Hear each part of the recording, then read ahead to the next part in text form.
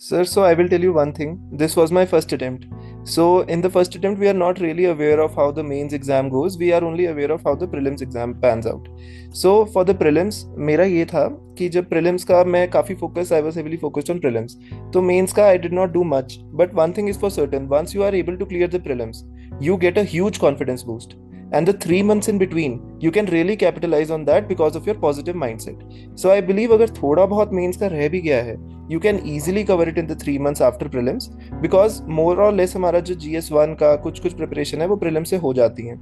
कुछ चीज़ें हैं, for example internal security, ethics, world history, ये सब चीज़ें हैं that we need to focus on after our mains and after our prelims and also the optional.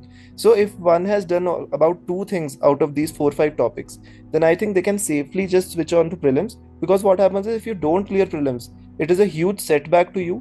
And next year के लिए आपके पास फिर पूरा फिर से पिकअप करो, and then next year also you will be focusing again on prelims because you could not clear prelims in your previous attempt. So I believe कि mains का दिस पॉइंट ऑफ टाइम जिस पे अभी हम हैं, mid December, I think अगर किसी को लग रहा है they are weak in mains and they really need to work on that, who have given mains previously and they are confident about prelims, तो उसके लिए ठीक है, they can take maybe 15 20 25 days more. But जिनका अभी first attempt है या उनका प्रीलिम फंसता है, I think they should safely switch on to prelims at this point of time. मैं जनरली भी रिकमेंड करता हूँ कि मिड दिसंबर से, इनफैक्ट मुझे याद है 1 जन से मेरा प्लान था कि fully I will be focused on prelims only, because we have only 3.5 4 months जितने हमारे पास होते हैं कि उन पे हम अच्छे से काम कर सकते हैं. बीच में थोड़ा बहुत क्योंकि टाइम वेस्ट भी हो जाता है, you can not go on for studying regularly for 4 months, तो थोड़ा बहुत टाइम होता है. तो now is the time to switch on for prelims. आप अपना साथ साथ अपना करंट अफेयर्स भी ब्रश अप करना शुरू करो, because at times what happens is हम लोग साथ साथ हर चीज़ के सारे करंट अफेयर्स नहीं पढ़ पाते हैं.